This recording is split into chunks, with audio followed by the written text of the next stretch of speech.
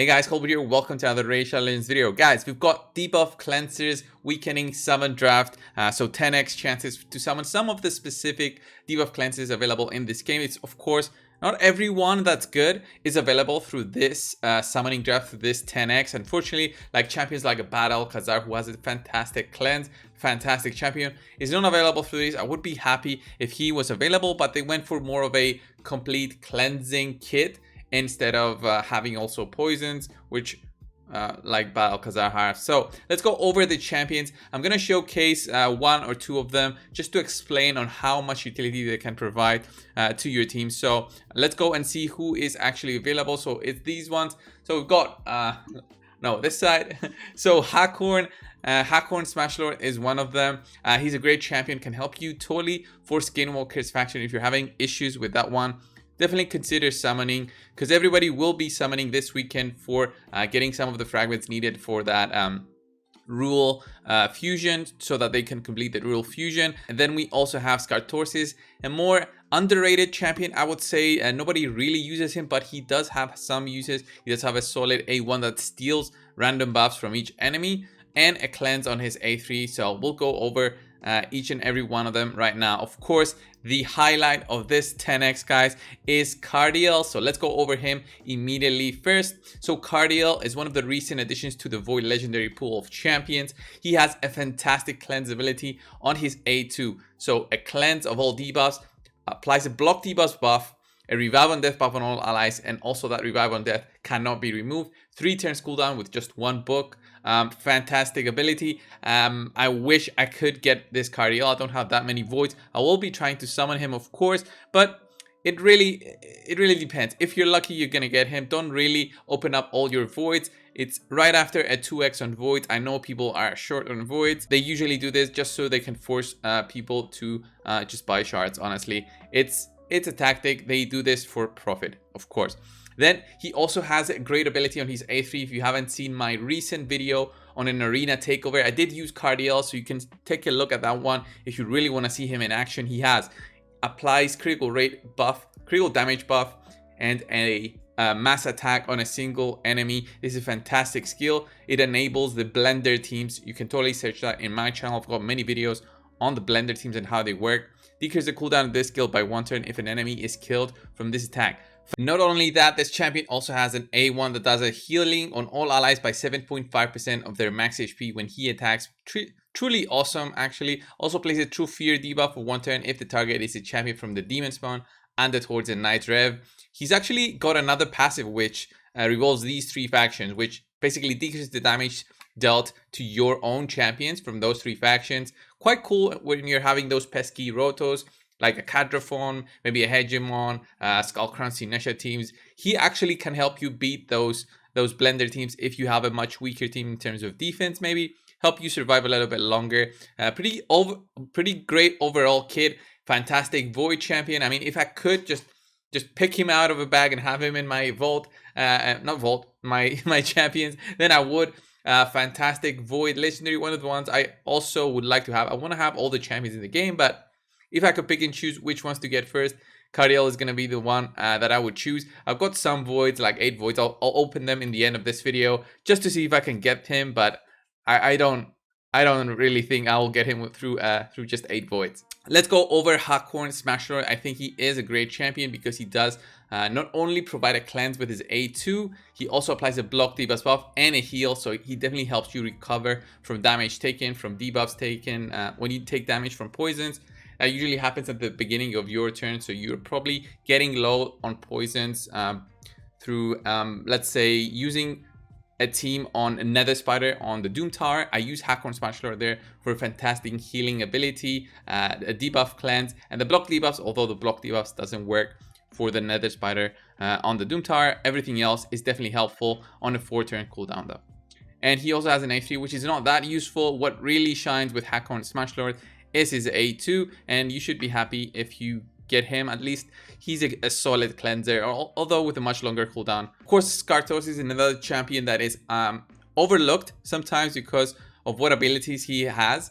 This A1 is honestly underrated. It's a 50% chance to steal a random buff from each enemy. This can be very useful against against enemies that attack you with an all-ally attack, for example. He can counter with the right masteries and actually steal their buffs.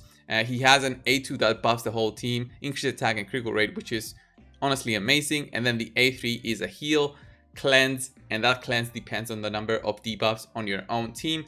The amount by which each ally's turn meter is filled increases according to the number of debuffs on them. So it's a heal, cleanse, and turn meter fill in all in one 5-turn cooldown. I know it's much longer, but it does give everybody some nice turn meter. Solid champion, and I will definitely try to do a showcase on him. Next up is Countess Lix. Recent edition also, she was one of the champions that we had to open up 150 ancient shadows to get. I did not get her through that way. I actually got her through a lucky summon when we had the 1+1 summoning event. I did get her. So this champion's cleanse ability, I'm not sure why they've categorized her as a cleanser. I don't really understand the thinking behind it, because she does not have a cleanse on the A1 or the A2 or the A3. The cleanse is actually on her passive, removes one random debuff from Astralon and this champion at the start of each turn. So this doesn't make sense. This is not a team cleanser. This is like a solid one champion cleanser, and we have already another champion that does this, and you guys know which champion that is. That's Siffy, and we don't have her in this 10x. I don't know what they were thinking about this one. I would totally not have Countess Lix in this kind of summoning draft. I think they totally missed out on this one. They don't understand what their champions do. So this was what was sneaked into here. Not sure why. If you get her, she's a solid champion, but definitely not a cleanser if you're looking for a cleanser. A better cleanser is one of the epics here, Sanguinia. Very, very solid champion. I've showcased her so many times on my free-to-play account. 4-turn cooldown on her cleanse, which is this one. Attacks one enemy, 75% chance of transferring all debuffs from this champion to the target. So it's like a multiple skill. So the transfer of debuffs depends on your accuracy. So you need accuracy on her for this to happen. Let's say she has 4 or 5 poisons on her. She will transfer them to the target and also cleanse all of the remaining allies, and because of the transfer of debuffs that happens, she also cleanses herself. But she definitely needs the book in order for you to have this at 100%, at least for her own debuffs that she receives. She's got a great A2 ability which heals your allies through continuous heal buff and a block debuff buff for 1 turn though on a 3-turn cooldown. And her A1 each hit has a 20% chance of decreasing the duration of 2 random buffs on the target by 1 turn. Solid A1 and solid A3. A2, the lead is for Doom Tower battles. Definite solid champion if you're having issues with the Nether Spider, even if you pick her up instead of any of the legendaries. Next up is Hugo. Hugo has such a unique skill set that I wouldn't just classify her as a cleanser. Let's look at her skills exactly. The ones that I'm really want you guys to focus on. She's got a decreased defense debuff on all enemies at 100% chance when she's booked. Has a 50% chance of placing a block buffs also as a debuff on all enemies. And then the chance of placing a block buffs debuff increased by 5% for each alive enemy. So this can actually go to almost 100% if you also have the masteries and you have a full team against you. So a full team against you is plus 20%, plus 25 from here, that's 45%. The 50, that's 95 in total, and then another plus 5 from masteries through the sniper mastery. She also has this, removes all heal reduction debuffs from all allies, then it removes 1 random debuff from all allies, then heals all allies by 20% of this champion's max HP. If all allies are dead, revives them with 50% HP, then fills the turn meters by 50% instead. So fantastic skill set. Overall, here's the cleanse that she has. It's a specific cleanse for all heal reduction debuffs. She also just removes a single random debuff, which is not that crazy, but because of her overall kit, I would say that she is a solid champion to pick up. And then finally, she's got a great passive which synergizes with her A3. So whenever she's left standing, she basically applies a block damage buff on her.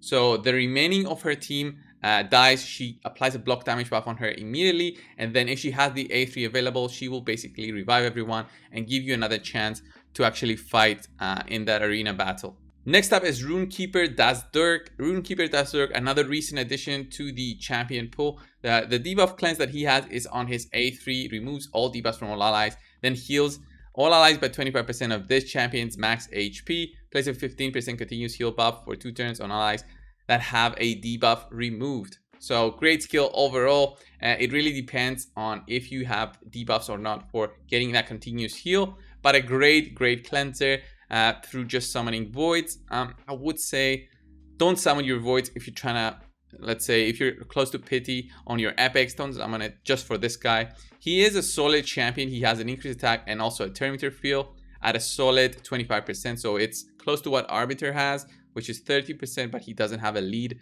so you'll be missing out on that. He also has a leech on his A1, so that's cool for clan boss. And then finally we've got Battle Sage, one of the more original champions, I would say. She's not a recent addition to the champion pool, so let's go over her skills. Her A1 is just an AoE attack on the default skill, nothing too crazy, cannot be used in a blender team, honestly. Her A2, this is where the fun happens, plays a 50% increased attack buff on all allies for 2 turns, then removes all debuffs on all allies. So pretty solid cleanse, solid buffing because this buff cannot be removed. And then her A3, revive on death buff on 1 target ally for 3 turns. The ally will instantly revive if killed. I'm not sure why this text is there, because probably she is one of the older champions available in this game. And she's also got an aura for increased ally speed in all battles by 19%. Overall, the champion that you should be looking for when summoning would be Sanguinia, in my opinion, Hugo, and Hakhorn. All the others are more underwhelming compared to what you can get from normals, ancient shards, and sacred shards. The voids, of course, Cardiel is the prize for this weekend. If you can actually summon him, then good job. So I've got like 8 shards. Okay, I thought it was 7. 8 shards. Let's try and open them and see what we actually get. And I want these points anyway for the fusion, for the rule fusion, so I'll just open them in this one. Don't want to do it just a separate video. I'm definitely far away from the pity. I did summon, did get really lucky on the 2x last weekend, so I'm not expecting anything here. Even an epic would be underwhelming for me since I've got all of them, the ones that are available at least. So picking up these ancients, another 4 ancients rares and another rare. Yeah, this guy, have him at 60, but probably never use him again. Okay, a renegade, and then another 2 guys. Oh, come on. And the final one. Yeah, so out of 8, I got 0 epics. And got lots of disappointment for sure, but I did get some points for this one. So let me open up the events tab and pick up. Wow, I don't even have enough to pick up the other 5 fragments. So I'll need to pull another 100 points worth. This is why you need a really solid cleanser. This boss right now is so annoying. Look at all the poisons debuff on our team. And when the big spider takes a turn, the nether spider takes a turn, she actually does damage based on how many poisons you have. It's like a poison explode, but not really an explode. It's just like an instant damage based on the poison debuffs you have. So the more cleanses you have in a team like this to take down the nether spider, the better it is. And look at how much damage she does to my team. You need somebody that cleanses and also heals. That's a trick in beating this boss. You keep getting poison debuffs on your own team, so just one cleanser will not be enough. We've got Hakhorn in here in this team. I also have Doom Priest, and the team overall also has multiple healing sources through Arbiter and Salve the Dregs and Doom Priest, who is not offered, by the way, through this 10x. So unfortunately, you'll need to have another source. So summoning during this 10x is not a bad idea. The bad thing about it is that the debuff cleansers that are available are not the top ones. So look at this. Look at how strong this boss is. So that's why you need multiple revives as well. Look at that cleanse. The heal, we're back to full. And this team can beat it at even the highest difficulties of the nether spider. So I won't keep you too long for here. You understand the use of a cleanser and why they're so important right here. And Hakhorn is one of the better ones, but it also works with Sanguinia if you do manage to get her. Oh, and he was missing some items, so maybe that's the reason it didn't go all that well, because I have him usually a little bit faster than all the others. So this was the video, guys. Will you be summoning for this 10x? Are you feeling lucky? Leave it down in the comments below. I want to see if you do summon during these 10x's, or is it just me trying out my luck when I do pulls? So I did 8 pulls for from voids and did get nothing. So This was the video, guys. Thanks a lot for watching. Subscribe if you haven't already, and I'll see you in the next one. See ya.